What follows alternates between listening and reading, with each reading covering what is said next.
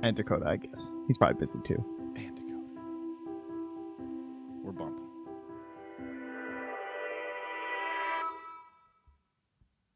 Hey there, podcast fans. Welcome back again. Shared Tangos with Trent and Ziori. We are here with episode number 14. We're going to talk some ESL Los Angeles. Going to talk a little Valorant. I was going to say Vanderbilt. That's a wrong generation. And everything else that's happening in the esports world. Exciting time to be alive. April 14th. Easter was a couple days ago. Trent's got a baby. What's going on? Yeah, just for 2.5 months, you know. It's been a while. How was the baby's first Easter, though? Did you guys do a little egg hunt? Did the bunny show up? No, first Easter was great. Clifford loved it, dude. He was hopping all over the place, getting candy. It was fantastic. Yeah, I didn't know he was going to be so into it. We took all his Mega Blocks and we just scattered them around the house and we hid candy under them. And then so he comes out in the living room in the morning and there's a basket and there's a few candies under or in the basket. And he was like, "Oh, cool." And he just kind of like looked at it. He picked it up a little bit. And then we said, "Hey, Clifford, go look at that block over there." And he went over and he lifted up a block and there was candy under it. And instantly he saw the candy, he picked it up and he put it in the basket. He had already figured out, "Oh, okay, this is my mission." So then he runs around the house and for some reason he started hopping. I don't know why, but literally he's hopping around the house to every single block. And instead of just like picking them up, he would either like smack them or he would like lift them up super vigorously so that all the candy went everywhere. And every time he would go, "Oh no!" And then he would grab all the candy and go put it in. Damn. It must be hardwiring kids. It's like they smell sugar and go, "You mean if I do more of this, I get more of this stuff? Okay, I'll do it. I'm in." Oh, God. It was so fun. I have to say, so every so often when I dream of that day when I might have a child, Easter is going to be one of my favorites. My family was not religious, but even into our teens, we did an Easter egg hunt every Easter Sunday. A shitload of candy and some little gifts. At the end, they started giving me World of Warcraft subscription cards. It was the greatest Easter you could imagine. And I have some of the best childhood memories of waking up excited to, like, they used to leave little clues. So it was like a scavenger hunt with riddles. So there'd be a card and it would say, "On this, you can run, but not too fast." And it's like, "Oh, go to the treadmill." And then there's some little note on the treadmill. And then you have to go, it has a clue for the computer. And then it was always hidden somewhere weird, like the trunk of my parents' car or like in the barn under the manure thing or like some spot that you wouldn't go so that we couldn't accidentally find it. It got icky a couple years. It was fun, though. I mean, these are the things that I remember about my childhood, you know? Oh, that's excellent. Yeah, Easter's good. We do a lot of Easter food. We always do usually we do a big breakfast with like eggs Benedict and everything, but obviously that was canceled this year due to social distancing. Yeah. But we did get some delivered eggs and hollandaise sauce to our doorstep. Oh. So that was nice from our dear grandmother. Yeah. And we do mac and cheese too. Huge amounts of mac and cheese. I love Easter food. Yeah. Deviled eggs, ham. Dude, we didn't do ham this year. We went to the grocery store. They had all these hams. They're on sale, and Carlo's just like, "I'm out on ham." It's like, what do you mean you're out on ham? We never eat ham. He's like, "Yeah, I'm still tired of it from the last time we bought it." I'm like, "A year ago? You mean that time we bought ham over a year ago?" So I conceded. We made beef ribs instead. So still good, but it wasn't ham, dude. Ham and potatoes it's the Easter flavor I missed this year. Yep. I did slug a bottle of wine for breakfast, though. We did movie day on Easter.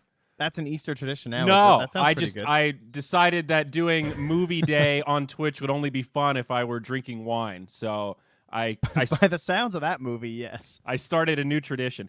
Hey, for the people that don't know, could you explain what it was? So, yeah, I've been wanting to do like a science fiction theater-esque type show for a long time. I always thought like Bad Movie Night with Slacks and Mott would be so much fun, even if nobody watched it. I just want an excuse to hang out with my buds and rip into some shitty content. Right. Now, copyright is a big problem here. Similar to my aspirations of Ziori FM, there isn't really a license for that you can just get. So you can't stream movies on Twitch. That's a big no. And they just announced that they're doing that watch party thing, but it's still in like alpha, early access kind of shit. But it's a cool concept. It's movies that are approved that are also on Amazon Prime. You can do watch parties with. Ooh. And people on Twitch can watch along with you and see your webcam and shit. I think it's only for USA at launch. So it's pretty limited, but Still, the concept is cool because nothing else like this exists. So that got me thinking. My dumb ass read that email without reading the fine print and went, I'm doing a watch party tomorrow. And then I tried to turn it on and went, oh, this was just the announcement. It's not actually live on my account yet. Bummer. So then I started looking at, well, what are the copyright-free movies that we could watch to do this with? Now, the list is pretty shit, Trent. I got to tell you, 95 years is the cutoff, so any movie made in 1925 or earlier is free for you to watch. There aren't a lot of good ones. All right. And there's some other random ones that have copyright issues for whatever reason that are now public domain. Night of the Living Dead is one of the classics. You can watch it on YouTube. That's totally free. So I remembered that there was this movie made in 2009, filmed in one of the towns right next to where I grew up, on site at my actual university and the town next door, some on-site stuff in Philadelphia. I know one of the actors that's in it. The director grew up in the small town that my grandmother was a first-grade teacher for 25 fucking years. Isn't that nice? Dude. So it's an okay movie. It's obviously pretty low budget, and I realized it was released for free on YouTube. So we went ahead and did our viewing day out of this movie. It's called No Footing. It's about an art major that graduates from college and doesn't know what kind of artist she is and can't really find a good job. And she's working at the copy shop, and her boss is a real meanie. And she doesn't know how to stand up for herself until my boy, Jake Matthews, comes in and starts hitting her with some business, and they have a big showdown. And then at the end of the movie, she comes out of her shell and starts talking to people again and realizes that being engaged in anything is a winning ticket to having a happy life. So you reminded me, actually. I need to Google to see if this is possible. I assume there's no way, right? So there was this movie that one of my neighbor made a movie when I was a child. I didn't remember this until you started talking about this movie. Oh my God. And I was in the movie, I remember. And his movie was called The Blood List. All right? Dude. And so the premise of this movie was that this guy finds out that he has terminal cancer, and something bad happens to him. I can't remember what else. It's like he has terminal cancer and something else, and he decides to write a blood list of all the people he's going to kill before he dies. Oh. Okay. And so the movie is him. He goes around and I think he kills all these people, if I'm remembering correctly. But then the end of the movie, okay, are you ready? Are you guys ready for this? So you better mute the podcast if you guys don't want me spoiled on the blood list. This is a pretty fucking huge spoiler, okay? But I don't think this movie's findable, so I'm okay spoiling it. At the end of the movie, he dies. He gets killed by someone, I think, while he's trying to kill them. At the end of the movie, it goes back to the doctor's office. And the doctor gets a call or something or a test, and it shows that the guy never had cancer. Whoa! He didn't have cancer at all. And then he pulls out his drawer, and he was on the doctor's blood list. All right, that's a pretty dope ending. I want to watch this for our next bad movie night. Holy shit. He made the whole movie based on that one idea.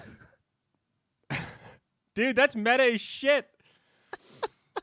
And then he asked to borrow my bicycle to pedal around Nova Scotia and sell his movie. And he never got it back. He stole my bike. This movie's got to be on YouTube, dude. Get this guy's contact number. I don't want to talk to this guy again. I got to see this. There is a bloodless horror movie that came out in 2014. I'm assuming that's not it. No, I just Googled it, and it looks like Bloodless is a very common name, which makes sense. Yeah. What year are we talking here? Dude, I don't know. 2004? I don't know. So right around there. Wow. And then this guy stole your bike. That's the true horror story. Jeez. Oh, man. Oh, my God. No Footing was fun, though. There was this part, though. I don't know if I'm crazy, but in the first part of the movie, there were multiple scenes where she was wearing a bra that clearly didn't fit. Her boobies were hanging out of her bra under her shirt, and I couldn't stop looking at it, Trent. It was driving me crazy. And then I spent all this time pontificating. Is this to really hammer home that this character is frumpy and out of place, or is this accidental and she just showed up that day because it was laundry day wearing something that didn't fit right? Because at the end of the movie, she starts wearing normal clothes and looks like an actual adult. I have to believe it was intentional. But what a weird detail to put in there. That's quality right there. Yes, if that was a proper detail, then a shout out to the director. But I do appreciate that the production team replied to me on YouTube, gave me the thumbs up, just as I thought. They were just happy anybody's watching this movie at this point, 11 years later. You know, I was thinking today, Trent, I was watching a stream. Have you ever watched somebody do a live book reading on Twitch?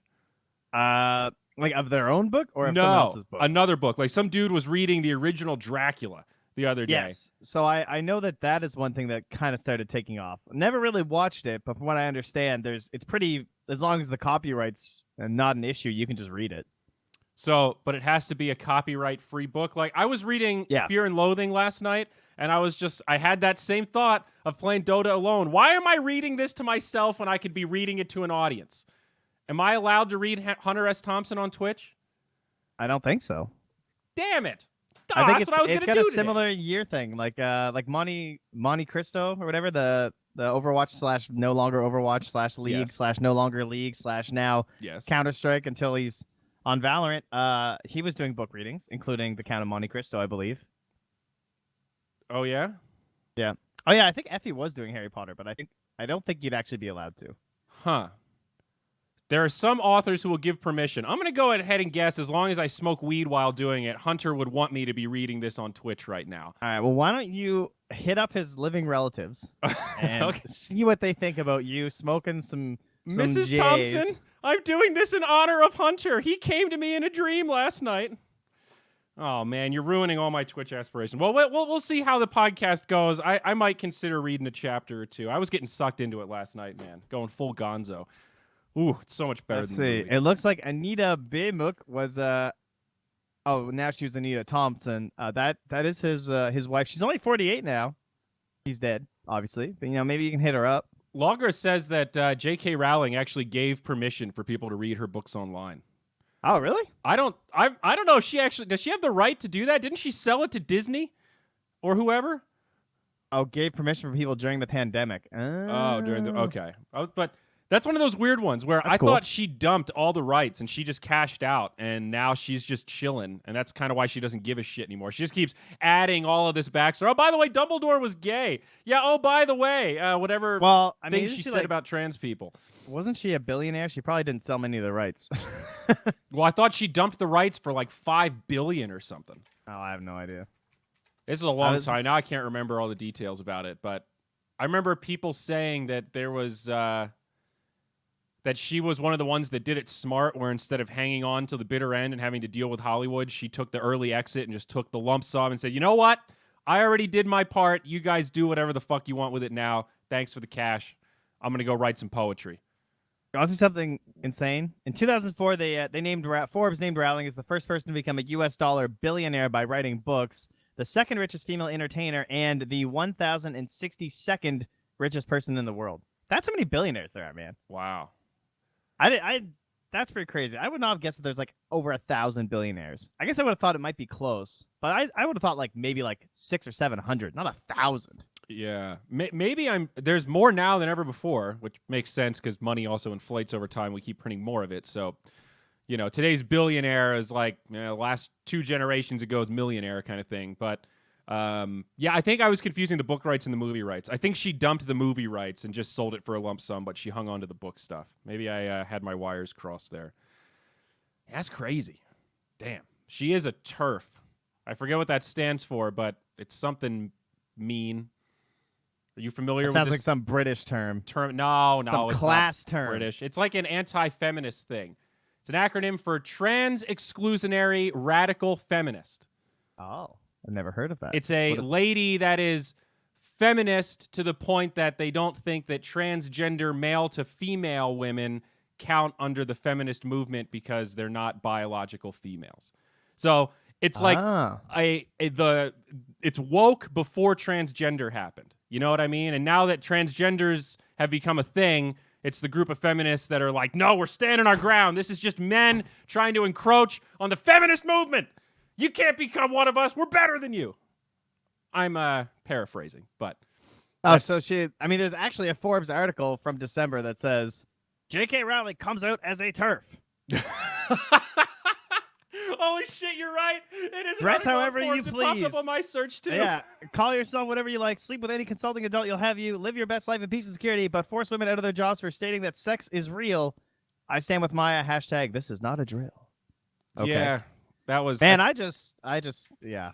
People will just keep, no matter how inclusive you get, people still just want to draw fucking dumbass lines and shit. Can we just, everybody love everybody?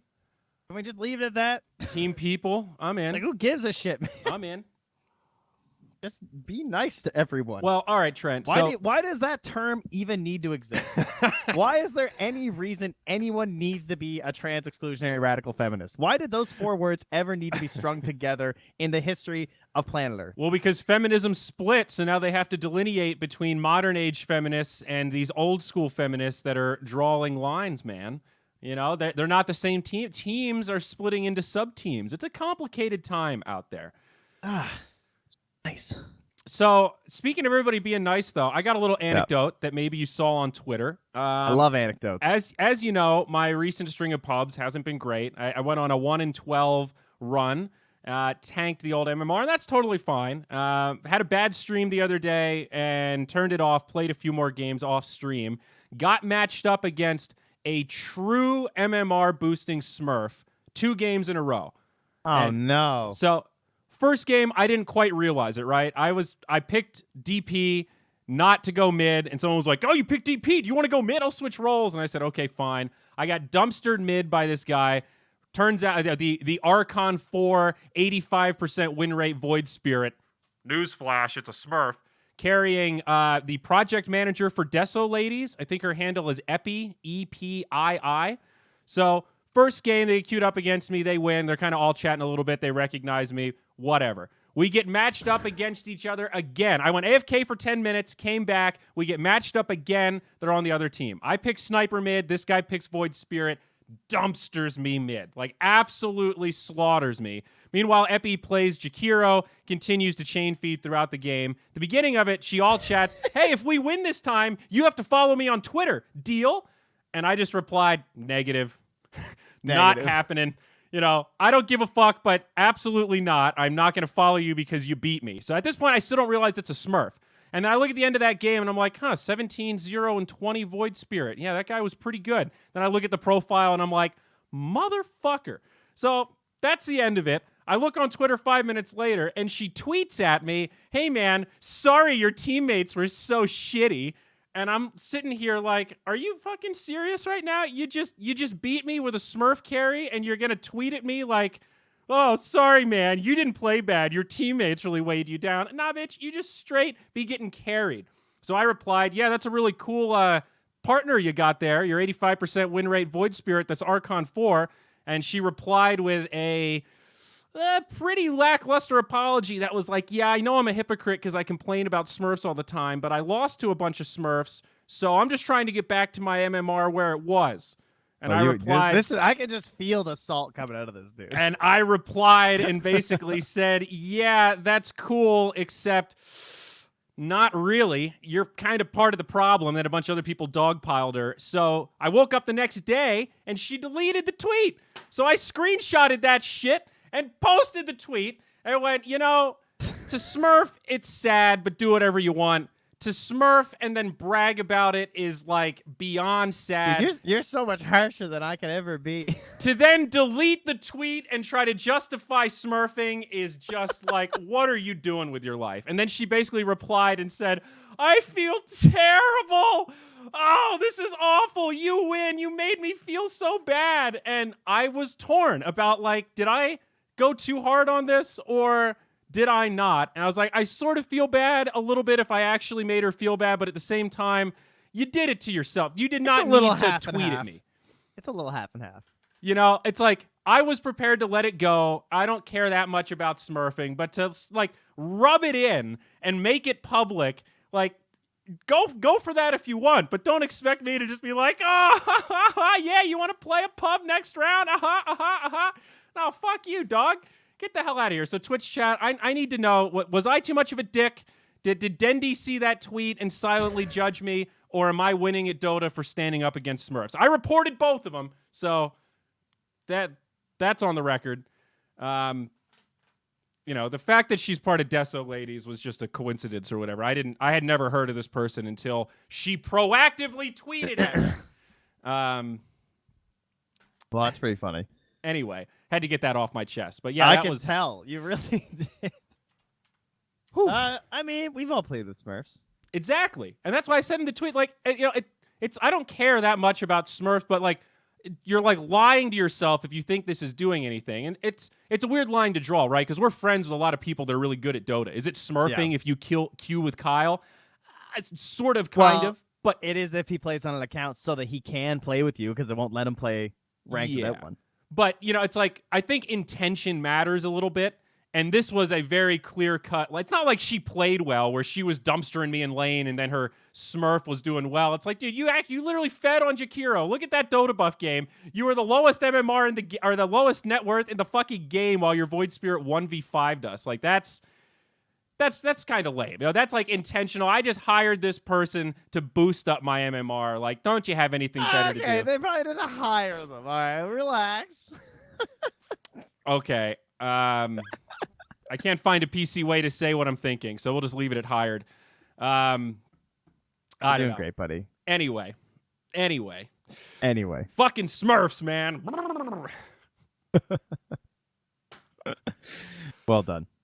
So, how's Dota been? All right, but maybe before we dive into Dota, we got to talk about NASCAR, dude. We got to talk about the latest drama because we've been. No. I think I've been bringing up iracing, and this is the third or fourth podcast in a row. I've been following this closely, and I also found out one of our hardcore fans, the Dop, you've probably seen him in Twitch chat, is a genuine NASCAR fan. So he's been giving me the inside scoop. He's been breaking it down, and dude, Kyle, is it Kyle or Lyle? Kyle Larson.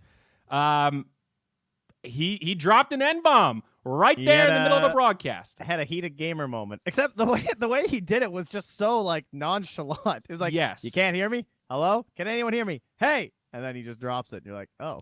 Yeah. Like, that joke that we do, like, hey, Shane, can you hear me? And he doesn't respond. Shane, I fucked your sister. Okay, yeah. Shane can't hear me. I get the formula he was trying to use there, but the word he chose demonstrated some pretty ingrained racism. I just throw this one around the house when nobody's listening. No biggie. I couldn't help laughing because I've actually recently introduced a lot of my family members to Kirby Enthusiasm. So I've been explaining, and trying to get them into it. And this is like the most Curb episode ever of all time. The guy who makes it to NASCAR based on the Drive for Diversity initiative because he's half Japanese gets canceled because he drops an N-bomb during pandemic iracing. I mean, does it get any better than that? No. It's too good. And truly. What's sad about this one is this dude's pretty fucked. The update today, at first it was he lost his McDonald's sponsorship. And that definitely hurts, but whatever, there's other sponsors. Apparently now he's been dropped from his team and all this shit. Yeah, it just happened an hour ago. He's done. Yeah. Because it's blown up. Everybody's writing articles about it. It was trending in North America yesterday on Twitter for non-NASCAR fans. I think that's when it gets really bad. When people that don't know about NASCAR see this shit, it's like, okay, now that's all they know about NASCAR. And that shit is so damaging to a brand that is already struggling with anti-discrimination, racism, optics, and stuff. Like this is a real soft spot for NASCAR. Yeah. And he was supposed to be like one of the top free agents going into next year because they have contracts and shit too. And brutal. Oh man.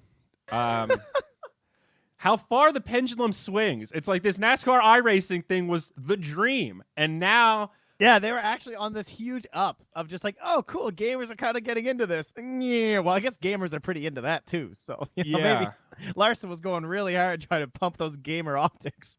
But it's like long term, once this pandemic is done, are we going to look back and go, man, NASCAR's so lucky that they could survive during the pandemic? Are we going to look back and go, man, that pandemic was brutal for NASCAR. They lost 4 drivers due to racial epitaphs.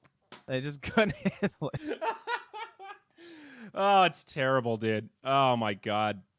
His apology was pretty awful, too. Didn't he do the... Well, I have friends from all cultures apology. I thought I saw that in a headline somewhere, which is the pretty much the equivalent of the Kevin Spacey. By the way, guys, I'm gay. Well, I don't know why you'd say that now, Kevin. That just somehow made this worse, but cool. Everyone's going crazy pandemic-wise, man. I just had the article open. That's his statement right there in Twitch chat. For anyone watching. I just want to say I'm sorry. Last night I made a mistake and said the word that should never, ever be said. There's no excuse for that. I wasn't raised that way. It's just an awful thing to say. I'm very sorry for my family, my friends, my partners, the NASCAR community, and especially the African-American community. I understand the damage is probably unrepairable, and I own up to that. But I just want to let you know how sorry I am, and I hope everyone is staying safe. Yeah, and then it ends with staying safe during these crazy times. Thank you, but I hit the character limit. Oh, but yeah. All right, a little nicer than I thought. I don't know what I saw then, but I mean, that's still. I mean, at least he didn't try and be like, "I'll be back racing soon." I think he's done. Yeah, I mean, I don't know how you recover from that. It's all money talks, right? NASCARs are fucking expensive, as it turns out. I mean, it's also just like there's not a lot of jobs in NASCAR. It's not. Here's the thing. I don't believe that your life should be over if you say the N-word on a stream. I think I mean, you probably have some big issues, but I don't think you should be, like, killed. Yeah. But here's the real deal. You're in a job that there's only so many slots, and there's a lot of really good people. Like, you doing something like that is just like, why the fuck would anyone want to hire you now? You know what I mean? Oh, yeah. Like, you're so replaceable, dude. Like, so unbelievably replaceable. It's just like an esports commentator. It's the same thing. You know? I mean, NASCAR is one of these weird sports where it's so expensive just to operate, like just to train, right? Like these cars are tuned only to go fast. There's no like, all right, I'm going to get my feet wet and go 100. Like you're pedal to the metal or you're not. So what are there, like 50 NASCAR drivers right now or something at any given time? It's not a lot. Something like that. And then they have all these layers and series of like, because you have to like build yourself up from this like amateur level to the pro level, and it's just like it's really hard. It's very top heavy, and I don't think there's as much mobility as you might think. And you know, of course, it's ultra dangerous. So if you crash in some minor circuit that nobody gives a shit about, that nobody's really watching, you never make it to NASCAR. There's no, there's no safety net. You don't really get credit for trying. And it does seem like you have an upper hand if you're in the family. You know, like. Would Dale Earnhardt Jr. have been able to go into NASCAR if his dad didn't already have the shit for NASCAR? Of course. You have a giant advantage, obviously, just from being a part of it from the time you're a child. So, yeah. I know. But I mean, I legitimately don't understand how that word's part of your vocabulary. Well, it's like, just like you're on air. So casually drop it like that. Like the way it was so casual is just so strange. It's so foreign to me. But you know that there's a microphone next to your face. You know, like I think we've all had those moments on a broadcast where I'm supposed to be muted right now. Yeah. There's a 1% chance somebody hit the wrong button and I am not muted right now, so I'm not going to say something that I don't want people to hear. You know, you need to have a degree of censorship in your own. Like, would you have said that in a press conference? No, because there's a microphone in your fucking face. You know that people are listening to you. That's the part that really like, how fucking dumb are you, dude? Even if you're racist, what are you just like, whoops? Oh, man. Why did I say that into the intercom? I don't know. But thank you for the continued excitement, NASCAR, during our time of pandemic. Yeah. Now, I will say real quick before we move on, I do kind of want to go to a NASCAR race. I asked the Dop to sell me on the concept, and he said, honestly, the coolest thing is that everything is open to the fans. You can go before the race, walk around, see the teams, look at the cars, see them all jacked up. Yep. But what's even cooler is the teams broadcast their stuff on public radio. So you get a little radio, and you can just tune into Jeff Gordon's team, and you're listening to him talk to his team with all of his code words and shit. That's pretty cool. If you could go to a Dota event and just tune your little radio to a channel and hear everything that Team OG is saying to their manager behind the stage, like that would be a disaster. But from a viewer perspective, that's pretty cool. And that actually made me sort of want to try it one time. You want to go to a NASCAR race, bud? You want to do a family outing? You can go with my mom. She drives down all the time. I'm in, dude. I'm in. I want to try it. I feel like I've been pretty hard on NASCAR, and I'm starting to feel like a hypocrite for have never actually experienced the hype. And the beer, of course. Yeah, I mean, it's like a big cookout, you know, big party. Sounds kind of cool. I don't think I'll be a part of that though. I can't see that as me using my valuable vacation time Yeah. to go hit up NASCAR. But you go, buddy. Well, that's fair. That's fair. All right, before we dive into Dota 2, folks, I have a plea. But wait, there's more. I have a plea. We posted this in Discord the other day, but we need to get the audio numbers up on this podcast. And I have the statistics. A surprising amount of you listening right now use iTunes and Spotify. I thank you for it. I love you for it. If you're on iTunes or you have an iPhone, for the love of God, please give us a rating and a review. It is the game changer for the podcast algorithm, and it will help our podcast get discovered by more people. It will make the people that make this podcast possible very happy, in turn making us happy. So if you have a moment, please, even if you watch it on YouTube, get on iTunes, get on Spotify, and give us the old subscribe, give us the rating, because it matters. It helps. It directly gives us money. It does directly give us money. And the beautiful part about it is you don't have to be the one giving the money. I know that's your favorite kind. Yeah. So some you can manufacture money out of nowhere. Just pretend you're helping inflation. Have you wanted to role play as the Federal Reserve? Have you wanted to have an impact on an economy that matters? Then this is the activity for you. Some shameless plugging here, folks, but it would not go unnoticed. Thank you. Be honest in your reviews. Rip Trent a new one. Do whatever you got to do. Yeah. The important thing is that you posted the review. Maybe we'll even answer questions out of there or something. But yeah. Yeah.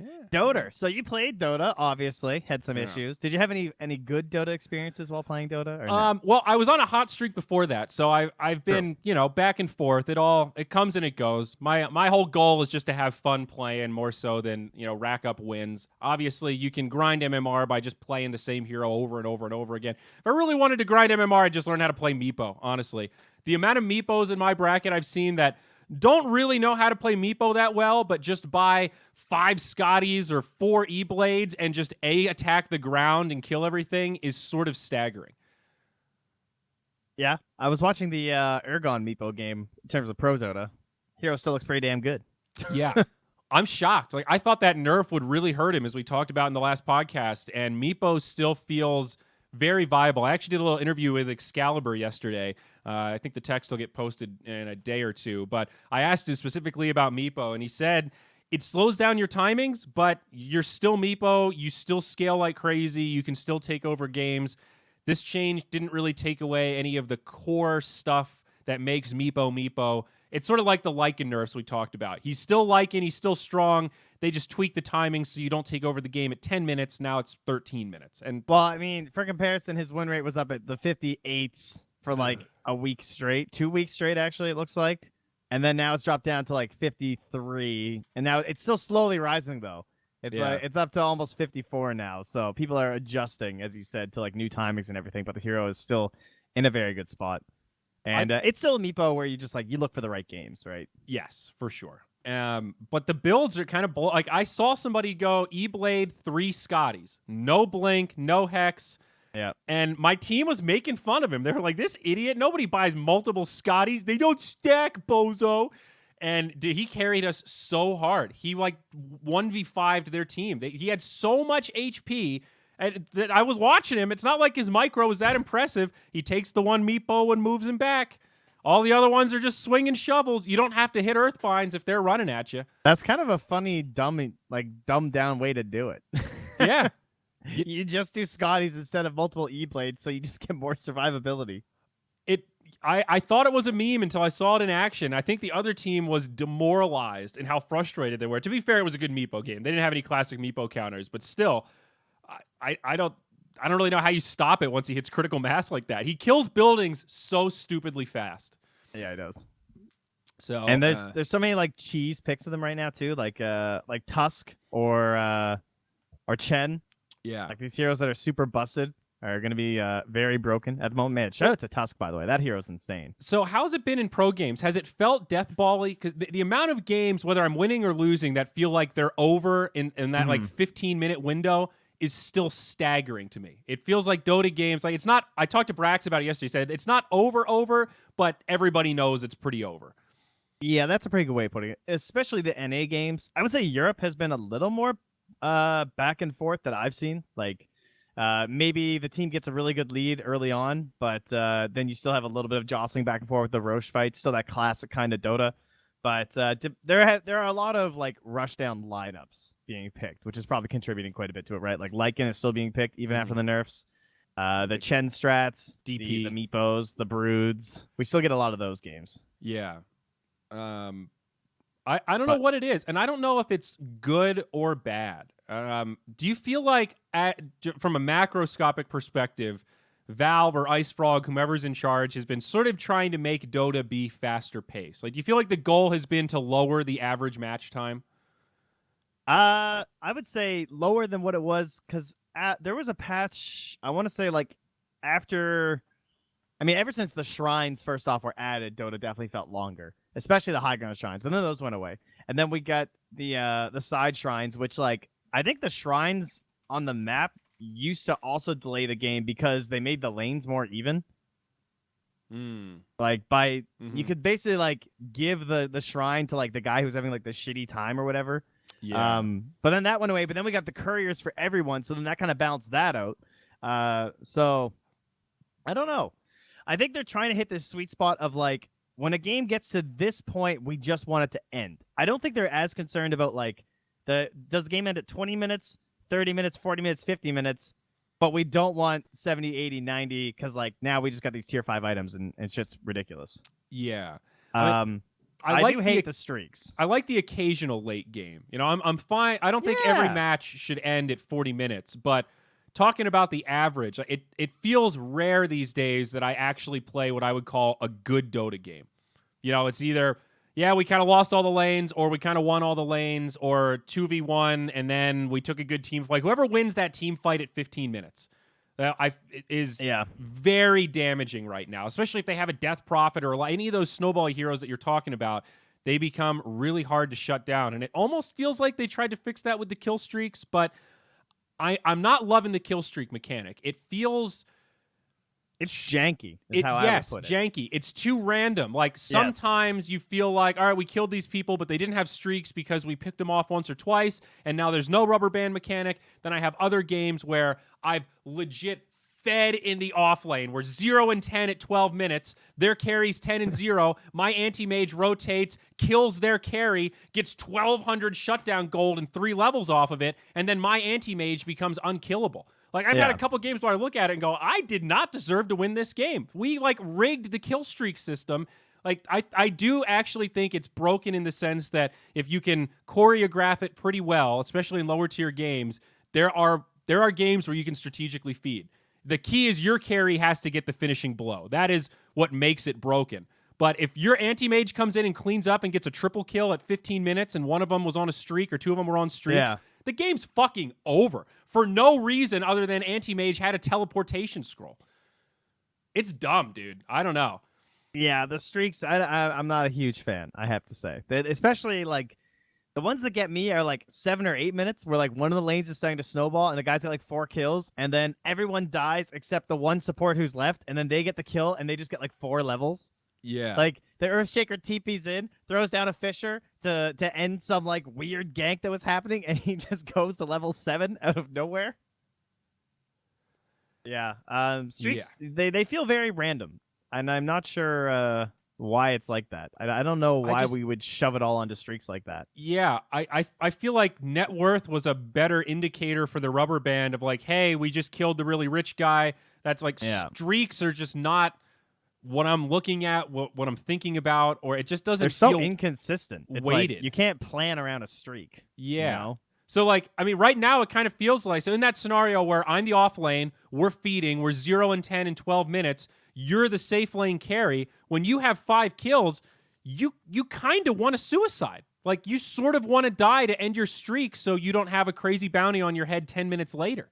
Unless you know that you can play it perfectly and just not die in the entire game. You know, that's the other extreme.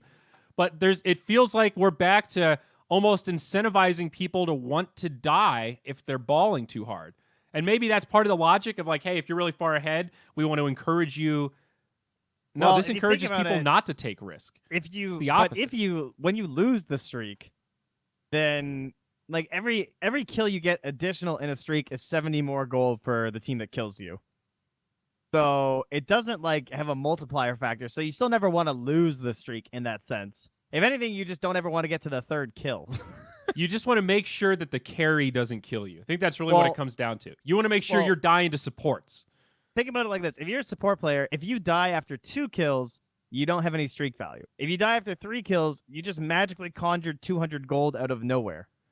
But I don't want to play around that mechanic. I don't want to be a disruptor that's 2-0 at 5 minutes and go, okay, I'm not going to get any more kills till I die because then I'm feeding away more. Like, that's such an awful mental mechanic to have to think about. Yeah, and, okay, here we go, though. So now the XP, on the other hand, and the way that streak value XP works is it's 30 times your level at 3, and then at 4, 5, 6, 7, 8, 9, 10 is 40, 50, 60, 70, 80, 90, or 100 times your level. So what's the difference between... Let's do some quick maths here, guys. So let's say I'm level 5, and I die. I would give 150 XP if I had just a 3x streak. Now, what if I'm level 5 and I have a 6x streak? Then that means I'm going to give 300 XP. Right? Am I crazy? That's kind of interesting. That's a lot of XP that early on. I guess it's not too broken, though. Yeah. So that's the thing. I wouldn't call it broken in the sense that, like, yeah, Sniper's broken. He's in all my games just killing everything. But janky is the right word. It feels meaningless until you see those weird scenarios where it stacks up and you go, oh, holy shit, that guy just got 4 levels. You know, it's not that it's broken all the time. It's that when it is broken, it feels randomly like, damn, that was an unnecessarily large swing. That's the best I can describe it. I think the randomness and uncertainty is definitely the main issue, right? That's what it comes down to, it feels like. Yeah. It's just like, why is this happening? Yeah.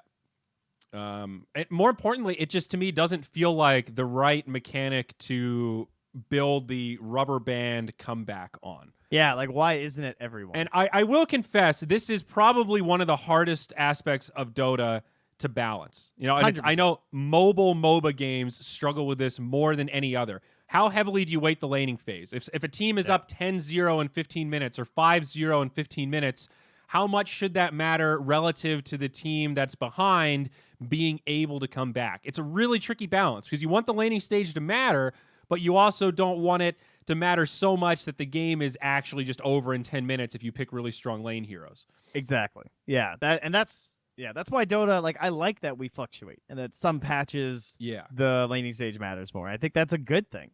Yes. You know, it gives us varieties of play.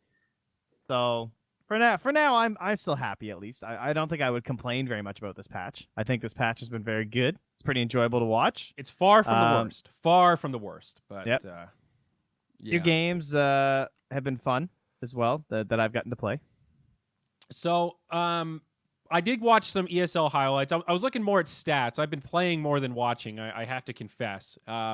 I also didn't quite digest how European focused this season of ESL is. I was looking at the other regions. I was like, oh, the NA playoffs were like 2 matches. Okay. Oh, South America was 4 matches. Good. Where's the money at, dog? It's all in Europe. You're not wrong, but I mean, the Europe format is long and I mean, we got like it feels like I'm watching Star Ladder from 5 years ago. You know, we got like a proper 16 team, 2 groups of 8. This is like a real group stage into a real playoff bracket. Europe is pretty fucking hype, dude. Yeah, Europe's been very good, actually. That's mostly what I've been watching. I sprinkled in a few of the C games. Also been watching some of the BTS Pro Series C that's going on. That's quite a bit more C action than was afforded in ESL. Plus, the ESL one was a long time ago. It was like the start of the month. But Europe has been very good. The game's been close. I will say, I'm sure a lot of you guys probably feel this way. It's some of the games are a little lame. It feels like the higher the tier of the team, the less enjoyable the game is to watch. Personally, I felt kind of similar, actually. Isn't that a weird? So I usually feel kind of the opposite. Yeah, well, it's because they're just not taking it seriously, you know. Yeah. And they all have stand-ins because no one can really like play and everything. Yeah. I mean, Team Secret even said that they tried to draft all the spirits just for fun. It's still fun, and I think it would be more enjoyable if I was like commentating it, especially because I'm still gonna enjoy that, right? But Yeah. it's still hour not- 16. Secret picks the 3 spirits, and you're sitting there trying to see through that brain fog. Okay, guys, now is this a real strat or is Secret just having fun? Would you really be having more fun if you were casting that shit? I'm gonna call bullshit on that one. Hey, my man. I would if I was with the boys. You know, it's the fun. I crew think you over would there. if it were normal broadcast hours. I think on day 3 of 15-hour days, you'd just be sitting there like, my job as an analyst is just made harder by you fucking around here, boys. Hey, listen. All I do in those moments is I think of the bank account, and then it's back to having fun. All right? That's what makes casting fun. Yeah, all that overtime pay we get from casting. As much as I love those 2 Twitch Primes I got last night streaming replays, it's not quite the same. Yeah, I hear that. I mean, you're right. I don't want to flame it because I am really glad that this is happening. We have to remember that ESL was on the forefront of the pandemic. They were hit harder by this than probably any other org in Dota because their event, like they had people physically at their event when the shutdown started. Yeah. That's nuts. So the fact that they were able to scramble so quickly, put this together, find top tier talent, and make it all happen, it's worthy of praise. And you can't blame the teams for sort of treating it as paid scrims to some degree because of the stand-in factor, the just global situation, all of it put together. It is what it is. The viewership has been very solid. I think that is one of the big takeaways of it's important just to have Dota out there. People are getting paid. Fans got something to watch. We're keeping Holy the shit. dream alive. It's at 50K right now. Dude. That's OG versus Hellraisers. That's real numbers. That's fucking impressive. That's really solid. So overall, this ESL has been a smashing success. I'm so glad it's happening. All that said, I don't give a fuck about watching it. Maybe that's a me thing, but you see what I'm saying though? Like I have trouble really. I put it on in the background and go, oh look, OG with stand-ins are playing against this other team. Cool. Yeah. And I'm honestly watching it more I'm watching it for Grant. I'm watching it for the panels, the Grant energy, the fill in between. I feel like I'm watching it for the drafts more than anything. Yeah, the talent is super important in an event like this. That is for sure. I think it's very important that they went for good talent, and having them on site is also very good because it makes the production so much better. Oh yeah, So, yeah, for sure. Happy for all of our friends. Let's talk some results though, because some of the regions are done. NA, there is not much to talk about. You'll never guess who won in convincing fashion. It was Evil Geniuses. Oh, nut. And of course, that is the Arteezy, Suzy, Boba, Crit, Fly iteration of Evil Geniuses. So a classic. Yep. Cool to see them do well. Quincy Crew took 2nd place. Crazy ended up in 3rd, and Poor Business Associates were 4th, going 0-3 in this little group stage into qualification round playoff. They took a 45-minute game off EG though. Hey, that's something. Loss, But yeah, that send them out. Dude, is NA Dota just actually fucked? Like, we have one org. Okay, I guess Crazy is technically an org. I shouldn't sell them short. It's not an org I'm super familiar with, but they are a real organization. We've got Crazy and EG, and you can count Cloud9 if you want. That team is 1-16 in officials. No, it's gotten worse. It's even worse than that? Yeah, they lost 2 more games, I'm pretty sure. Jesus. I mean, I watched some of their games, and it's not even that they're losing. They look lost from the 5th minute. Like, there's just no... Did you see that clip of Envy feeding down mid by accident and then just coming back and being like, all right, cool, let's go to lane? That's what I feel like their pro games are like. Oh, yeah, okay. Yeah, I got you. You know, like, they're just... Are they... What's going on? I don't understand. They're winning the laning stage. They have a higher net worth, and all the games I watched, at least, they were winning the lane stage by like 3 or 4K. Okay, maybe by 10 minutes. But yeah, okay, they're good at the lanes. And then as soon as they have to work together as a team, it's like they're completely lost. You look at the rotations, you look at the movements, you're just like, why did you take that fight? What was the outcome here? What are we fighting over? What are we doing? And it feels like every game ends the same way. What? I was actually planning on doing a Cloud9 stream. I'm a little scared of one of the players seeing it and like tweeting at me and getting mad though.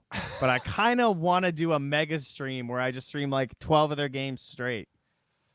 and we amateur armchair it. You just need a co-caster that knows more than you, so you can throw him under the bus if Envy gets mad about it. That's true. That's the play. When BSJ gets back, like, hey Brian, I've got an idea for some dope stream content. No pro would ever feel okay flaming BSJ. He would just be the perfect balance because I think he would go in with you. Like if you got him to agree, he would go in, and it would be brutal. Did you see that BSJ clip of him and Cap when I think it was Hellraisers or Gambit? Someone lost internet. Did you see that? I don't think so. Someone linked it in my stream last night. It was Brian just saying, I mean, geez, just don't be poor. I mean, it was after a very long Just don't be poor. Cap was like, he basically said, like, well, you should just get better internet or something. And Cap basically said, oh, Mr. Rich Streamer says, just don't be poor. Poor Brian. They get completely taken out of context. Oh, God. But I mean, for a funny clip.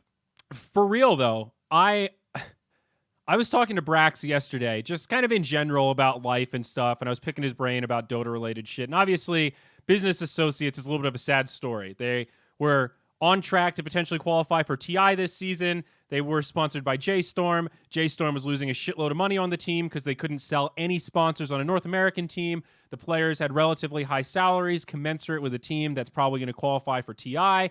The whole DPC season gets fucked up because of the virus. We don't know what's going to happen, if they'll even have a chance to qualify like they would have. And now they're a player-run org called Business Associates, which means, newsflash, no salaries, no support staff. It's just us, and we're trying to stay positive and grind our way to victory. And now they've bombed out of this event. Like, depending on the TI announcement and how all that goes, I don't know if this team's sticking around. Quincy Crew is sort of a team. That's not a sponsor. EG is all we've got. I think Quincy Crew is a good team that will probably get sponsored. And I think the same thing about Business Associates, honestly. But the from problem who, is, like, that's what I mean. Like, yeah, if it wasn't for the pandemic, I feel like we would have some better orgs coming in.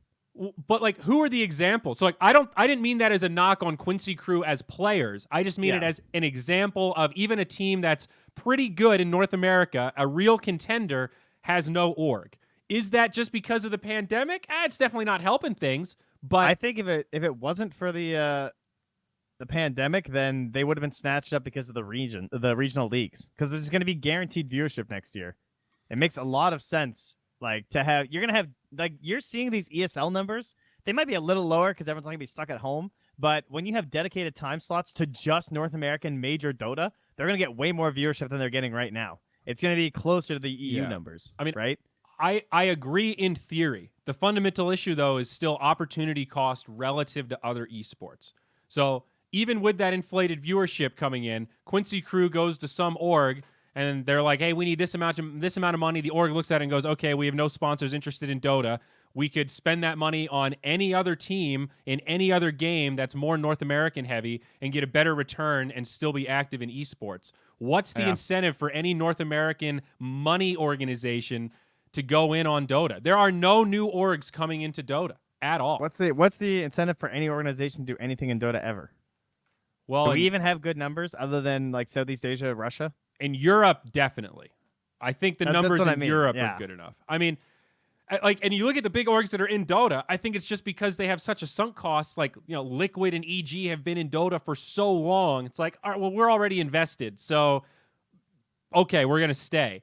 But there's like none of these other giant esports, or like, you think 100 Thieves is ever going to make a play in Dota? Fuck no. Alex working on it, dude. He's trying. He's our man on the inside. Yeah. I don't know. I'm getting more and more jaded about North America. And every time I talk to players from the region, every time I talk to a business person, I get more and more jaded. They're just like, yeah, I don't know what we're going to do. We got no plan. We got no sponsors. Like, JStorm would have dropped this team that was independent of the pandemic. It was because they literally were just hemorrhaging money. That's it. There's like, we can't find any sponsors that want to sponsor this team. You'd think Fear would be a very marketable leader for a team like that. Even somebody with that kind of social media following, they couldn't sell any ads for. Yeah, but he doesn't really, how should I say, abuse his popularity. True. But I just mean like a lot of teams that have like look at what's their name? Quincy Crew. They don't have any crazy social media followings. So you're buying this team based on their ability to put up results or something. You know, I mean, think about Bait. Bait hasn't been winning very much yet, but you still have Dendy's following as this foundation of like, hey, our captain's got 1.7 million followers on all his social media. That's at least a foundation to get some interest with sponsors to start building relationships, have a conversation. Even if they don't pull the trigger now, you have an asset that you can sell on. J-Storm had an asset that they could sell on. A lot of these other teams don't have any assets. Well, what are you selling ads on? Like, yeah, we played in some qualifiers. Did you win? No. Okay. Well, can you promote our product? Not really. I mean, personally, I think the leagues will be good at that. I think the leagues will help. Year. Will it be enough? I think it's Valve's attempt to try and put more back into the ecosystem, which is No. impressive. Slacks just logged into my Zoom for a meeting, and our Zoom call crashed. Slacks. Who did Slacks? He's been using my Zoom account because he doesn't want to pay for one of his own. Let me PM him here. He sent me a screenshot the other day of... He sent me a screenshot of him in some meeting, and my name was under his thing. It said, Andrew Campbell joins the meeting, and it's just... it's just him. Slacks. All right, well, I feel bad ending his other meeting, but sorry, bud. Someone else is going to have to host this one. All right, give me a sec. I'll send you another invite here. How dare he? Slacks is single-handedly... he won't even finish my book, and now he's ruining my podcast. Our podcast, rather. Oh, my. Let's see. I mean, he could just keep it. We're almost done, honestly, but they don't need my video feed. Oh, we need your video feed, bud. He just responded, Lamau, whoops. Okay, I think we're good. Lamau, whoops. A little live come production in here and apologize. I will reopen Zoom. I will join with video. He says, I'm so sorry. I've never tried to host one before. I don't know what's happening. I return. Right. So I admitted you. There we go. I got to hide myself. Hey, look, Trent's back. There we go. Yay. Woo! We made it. So anyway, slash rant, I guess. But I'm, Dota as like a whole, I think is okay. TI numbers are going up, but we are seriously becoming a spectator sport. Like our catering to casuals, our catering to people that don't have 4 hours a day to play or listen to strats or pay attention to the meta. People in North America, it's all down. The only thing that's going up is raw viewership for the super hype tier 1 games, your Nigmas, your Secrets, what have you. China is probably fine. It's its own little bubble. You know, I'm out of the loop in China. But everyone's out of the loop in China now. I'm scared, dude. I've been looking at those Valorant numbers, just sitting in my chair going, oh, nobody cares about Dota. What do you mean? It's who cares? You're just clicking heads. It's cool. It's fun. It'll never have the same depth. Yeah. Well, Yeah, I guess. I don't know. So I had this crazy idea. Someone planted the seed of like, it could be a cool job teaching at a university, because universities are starting to develop like esports management programs and stuff. I was like, that would actually be kind of a cool job. I would consider that, right? So I've been poking around, and all the listings when they're talking about the games, League of Legends and Overwatch and Smash, those are like the big three that universities care about. You walk into that interview and go, I've been a professional Dota 2 commentator for 5 years. Literally their response is Dota an esport? What is Dota? Is Dota an esport? Are you really an esport expert? Oh, you did StarCraft 8 years ago. Oh, okay. Well, I know StarCraft is an esport. I know Overwatch is an esport. I don't know what Dota is, though. And like that conversation is demoralizing as fuck, dude. You just got to move to Europe. Yeah, yeah. Okay, you're right. They play Dota. I mean, I've been recognized in Europe more times than I've ever been recognized in North America. That's for sure. Not even close. Actually, you're right. Actually, I can confirm that. Outside of events, I have been recognized more in Europe than North America, which is sad because I spend a lot more time in North America. I got recognized in New Zealand about the amount of times I've been recognized in North America. No joke. Yeah. It might even be more. Yeah. It was like I met one person at a party ever that played Dota. That's Dota here, pretty much. Yeah. It's not popular. And they were very impressed when I said that I had done some stats for some Dota stuff before. It's a pretty big deal, Yeah. Back when I first started. So anyway, slash rant about North America. Don't worry, guys. We'll keep you up to date on all things happening business-wise. South America, no surprise. Beast Coast wins. Same format as NA. 4 teams, quick and dirty. I didn't watch any South America. Did you? Yeah. Yeah. I will say, though, credit to Beast Coast. I kind of thought that their investment might be a fluke. You know, like, hey, like I like this business model. I had this idea of a North American org trying to create some stability in South America. You invest in a team that's super cheap, and you build them up. And if you can win everything and become the best team in the region, it's worth it. You know? Yes, exactly. And I think at this point, it's pretty hard to argue that it wasn't worth it for Beast Coast. It was a good move from that org to invest in this team in this region. They've been pretty consistent roster-wise and results-wise. It's impressive. Yeah, right now, I will say they're starting out a little rough in the BTS Pro Series. They've lost their first 2 series, but it's the EG and Thunder Predator, which are like decent teams. But they also don't have Hector right now because he has internet issues. Oh. Can't play. Yeah. Oh, yeah, I see that. So yeah, it's leadless. Very unfortunate. Ooh. They said it might not even be fixed soon because it has to do with the pandemic. I think he can't go to LAN cafes, if I'm not mistaken. And his homeland, his home internet sucks. Damn. I hadn't thought about that. So a player that is reliant on LAN cafes because his home infrastructure isn't good enough, you're really fucked because those spots are just straight shut down. Yeah. Damn. That's brutal. But how does Hector not have an internet connection or a computer? Haven't they won enough stuff that he should be able to buy some sort of internet connection? I don't know if it might just like he can't get it physically to wherever he lives. You know? I mean, I hate to say it, but there is a point where you might just want to move for the sake of the professional career there. I would think so, with approximate total earnings of $210,000 US. Yeah, dude, that's like a dumb amount of money in South America. Yeah. I hate to say that because it feels very entitled to be like, well, why don't you just move to a nicer neighborhood, bitch? But yeah, at the same time, if I had $200,000, I'd live in a nicer neighborhood in North America. I mean, there's a certain point that you have to wonder a little bit, who has that money and why are they not spending it on professional development? Probably got to reinvest in yourself just a little bit. Yes. Ever so slightly. I mean, there was a situation like that with one of the players after they won something major. Like, he doesn't have a computer. He's playing at his friend's house. I'm like, so buy a fucking computer, dog. You know, like, I didn't like spending $1,000 on a desk chair, but I recognize I spend a lot of hours sitting in this thing. Invest in yourself. Oof. Anyway, China, Southeast Asia. China, RNG took the gold. These were tough for me to watch because of time zone. Newbie took second place. I'm so out of the loop with China right now. I have no idea what's going on over there. I watched the RNG Newbie series, I believe. It was pretty good. RNG looking very strong. But yeah, China, everyone's out on China right now. Ever since Jack left, guys, I'm out on China. It's just like, it's so hard to keep up.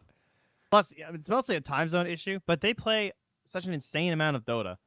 Either way, RNG, they did win, and they're also still winning currently in the China Dota 2 Professional League Season 2. They also have the top slot there. And currently the RNG roster is, well, I guess I should say Royal Never Give Up because there was the other RNG before.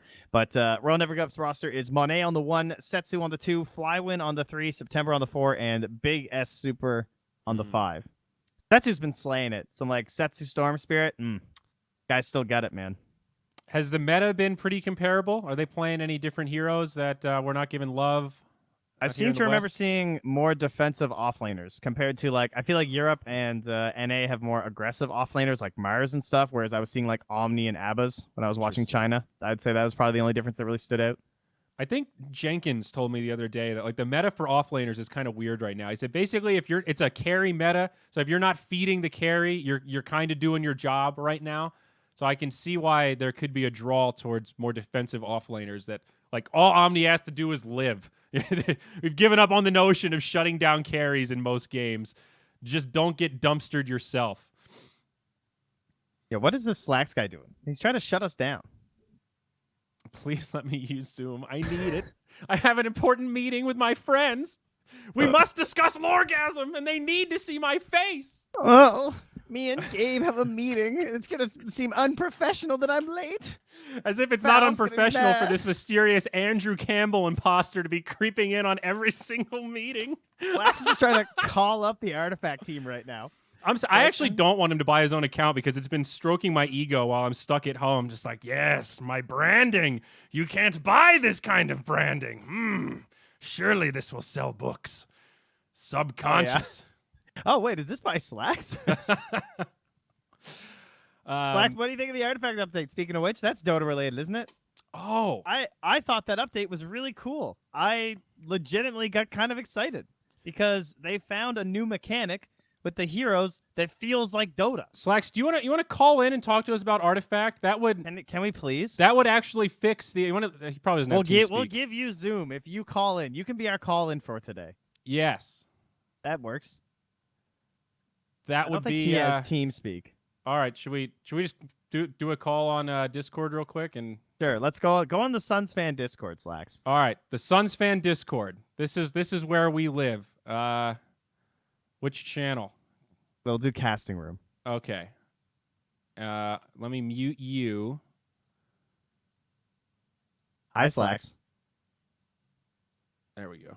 Hello, Slacks, you're muted. Look at him just buttering us up. He's already talking. He doesn't realize he's muted. What? I can hear him. Oh, I have him muted. My bad. Okay, hello, Slacks. Welcome to the show. Oh, thank you so much for having me. Big fan of the Trent and Ziori shared Tangos experience. A Dota 2 podcast. Don't Dota forget. 2 podcast. Thank you. Yes, that's good. Did you remember to rate and like us or whatever it is on Apple and leave a review? Yeah, You he must does have. have an iPhone. Yes. Thank you, Slacks, for doing that. That's so cool of you. Apple. Like I let them ever get my data. Fuck that. I mean, great platform. Love the podcast. I upvoted it or whatever the fuck Apple did. All right. I So did real it. talk. What did you Yeah. think about this last artifact thing? The whole off-lane. Artifact. I thought that was really cool. It's interesting.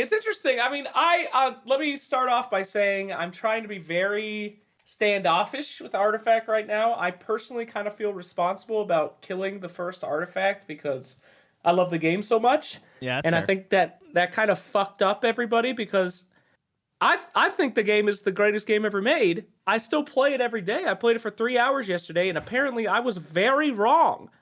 So, I mean, I still think the game is awesome. Artifact won, but apparently that's not correct. So I'm trying to not publicly be like, oh, this is the greatest thing ever. I love this. Because I found out that I'm actually game stupid. My favorite games are Fallout 76, Artifact, and I really liked the last update that they did in Dota with the monster. Whatever his name was. The year beast. Morokai. Oh. I really loved Morokai. So apparently my game taste is absolutely abysmal. But I think it's pretty cool. I mean, I'm very reserved, but I think it's very interesting. It sounds difficult, though, which I think is a good and a bad thing. Obviously, it's very different from the original incarnation of Artifact. So by but- difficult, you mean it's going to add like more layers of strategy? Right, like unpredictable strategy. Like when you read about the blog post, it has a lot of these things that say when cards are placed down, they have effects, which is, seemingly a very huge thing that's going to be in the new expansion. And that doesn't sound difficult, but when you think about it, that is very hard because you have all 3 lanes and you have to think about when people put things in front of your heroes, it does things. Yeah, it's just tough, but that's good though, because we want the Dota 2 card game. And you're right. Like stuff like that Timbersaw thing, that feels like a Dota 2 hero rather than a card game. So Right. yeah, I mean, it's exciting, but I'm trying to temper excitement. Excitement is what we did last time. And it didn't work out good. Slacks, a very wise man said to me the other day that for a game to be a successful esport, it cannot be a fun game to play for casuals. How do you rectify that in a digital card game that is by nature somewhat casual relative to, an FPS game or actual Dota? I mean, that's the thing, though. I think that's why people hated the original Artifact, is because there were a bunch of Hearthstone players and, that game's made for dumbos.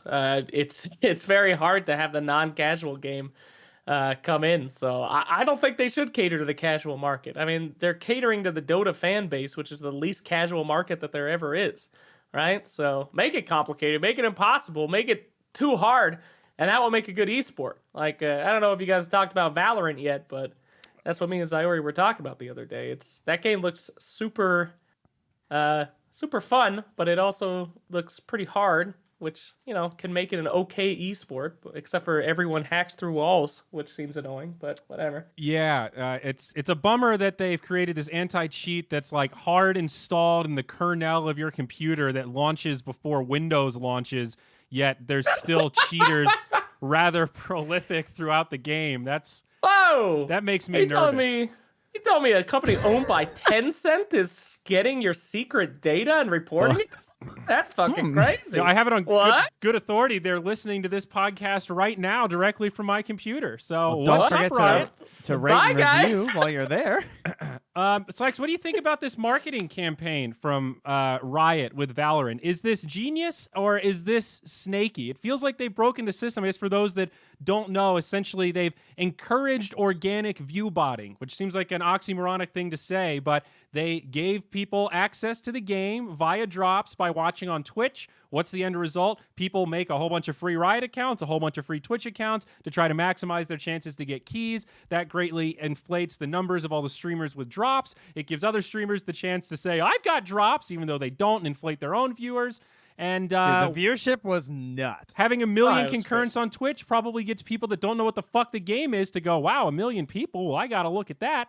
And this, anti-organic view botting marathon actually ends up creating organic hype. It's crazy. Yeah, it's crazy, but it's good. I mean, I have to admit that it is scummy, but all business is scummy. I mean, it's a successful way to do it.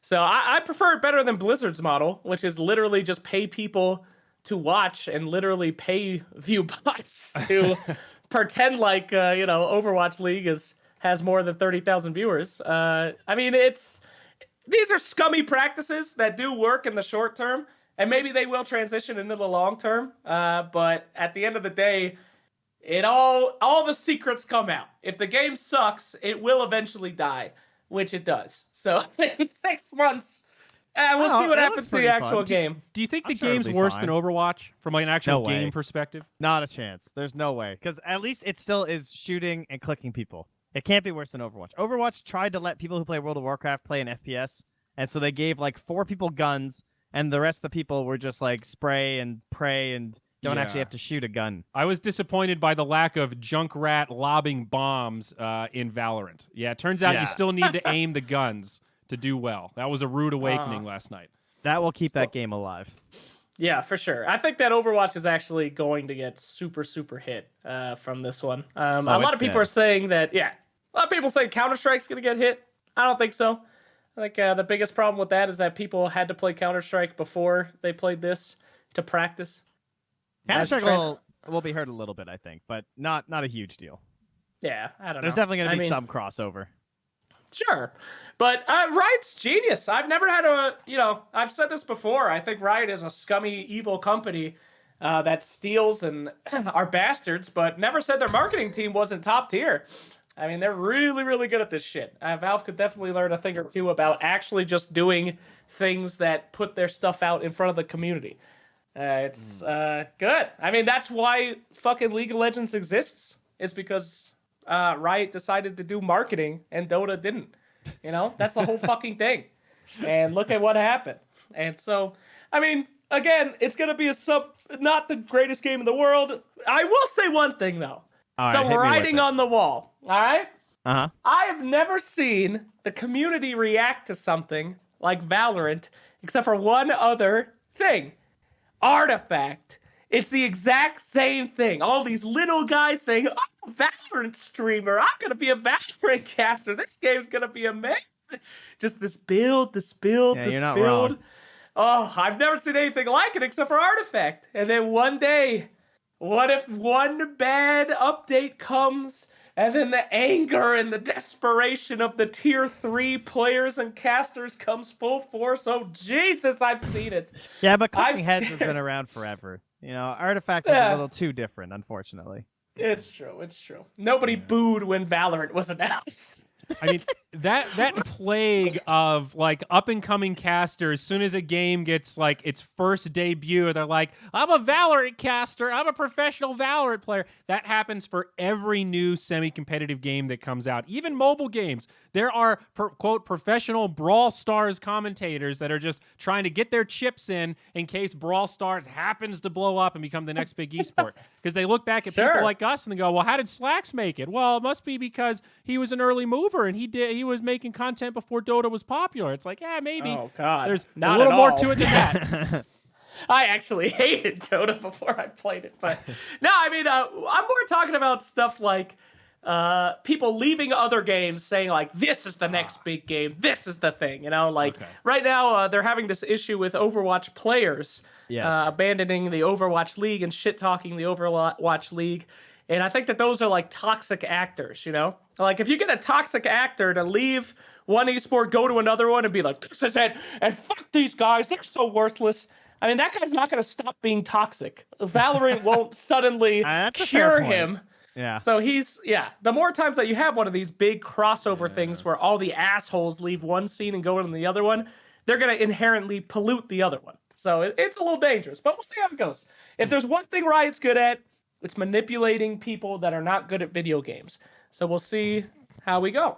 I think it'll be great for them. Wow. Thanks. All right. Thanks so much, Slacks. You've really earned yourself a Zoom call. Thank you, guys. Can you please stop the podcast? I think we're good. I'm just kidding. All right, no. You guys have a good one. Thank you, Stick bud. around. You guys done? We're almost done. We're almost done. We just need to wrap up here. Okay, thank you so much. I'll watch as a fan. Good. Great. Don't forget to like, subscribe, and host on Twitch TV, everybody. Bye. All right. Wow. Thank you so much to Slacks for being our call-in today. Oh, that was perfect. That summed up most of my thoughts on Valorant better than I could have. I don't know. I very much want beta access, though. I've been watching a lot. I do want to play. I thought you said you had it. Well, I've been playing a little bit thanks to a friend. How dare you? My goodness. So scandalous. Yes, I know. I couldn't resist the urge. Well, you know, like Slack said, some people got access to it. This game fucking sucks. I don't want to play this. Sure, you can play. So I played a couple of rounds. You were right though. It really is shooting heads. That is like the game. Good. People like that. I like the shotgun guy, the healer, Sage, the resurrector. She's definitely a support. You got to heal. You got to resurrect. That's all I need. I'm basically playing Dazzle with a shotgun. Nice. So that's going to be my life. All right. So wrapping up ESL. Lots of EU left to watch. Yes. That's pretty much the big thing. Any notes about Southeast Asia? We didn't really talk about that. Fnatic ended up winning out. It happened like 2 weeks ago. Who cares? Yeah, there wasn't much there. Fnatic. No cares. Go watch BTS Pro Series if you want to watch like current C Dota. Ooh, we're gonna be casting that pretty soon, dude. That's like 3 or 4 days away. I've been watching the games. Awesome. Keeping it up. Yeah, that's good. Don't worry. I need to switch my sleep schedule. Fuck. Yeah, you really do. But it's been very good. Fnatic still crushing there. They're 8-1, 4-0 in terms of series, so they're kind of dominating. Adroit still look good. So yeah, and it's Lyrical and sometimes Denog as well as Tsunami. So good casters. Holy shit! I just got a Valorant drop for watching Riot Games play Valorant. I literally just got it, dude. They're listening. Oh no! How is that possible? Oh, mama. Sorry, I had to. I can't believe it dropped the moment after I talked about how much I want it. I am scared right now, dude. Somebody is listening on this computer right now. My kernel has been hacked. My rootkit. Archie was right. Archie was right. I'm getting rootkitted right now. I need a special computer just for Valorant. That's a fresh install with no credit cards, no information. You need a virtual machine to play Valorant. Oh my god. Oh wow. That is something. I don't believe in coincidences, Trent. No, I can tell. I All right, really well, don't. I guess I know what you're up to. You gonna stream it for the people? I guess I have to now. I was going to read Hunter S. Thompson, but I mean Valorant's here, so sorry, Go Hunter. stream some Valorant. I'll watch some of that. All right. I'm whew. Let's we'll read it during the cues. That'll be good. So EU, we were trying to save the best for last, but we kind of went all over the place. Playoffs are coming up in 2 days? I think the group stage is very close to ending. So this playoff bracket is going to be pretty exciting. Right now, Virtus Pro is the only team that we know 100% first place. They are 6-0. Damn. Yeah. VP has stepped up, dude. They've been crushing everyone. And they already won, I think, their hard games. Yeah, they already 2-0'd like everyone in the group but Baited. That's the only team left. Huh. Oh, poor Baited. They have a big match coming up. I think they're playing right now versus Vikings. Yes, but on the 16th, we're playing Virtus Pro. Yeah. That's a big one. Yeah. You need to win both of these last series to have a chance. Just so you know. All right, boys. Time to shine. Let's do it. I'm ready. All right, well, thank you very much, everyone. Successful podcast. I have to go save my children. Okay. Oh, yeah. Holy shit. We've been on way longer than I realized. Sorry about that. Yeah. Okay, boys and girls. Thank you so much for watching. I'm going to stream Valorant, so I'm coming over to my stream if you want to hang out. As we plugged, please follow on iTunes and subscribe on the Spotify there. We really appreciate that support. We're going to be up on YouTube in 24 hours. We'll catch you next time. We're going to get back into the habit of call-ins. We were sort of thinking about doing it today, but then Slack's called in, and we're all over the place. So until next time, see you later. Bye.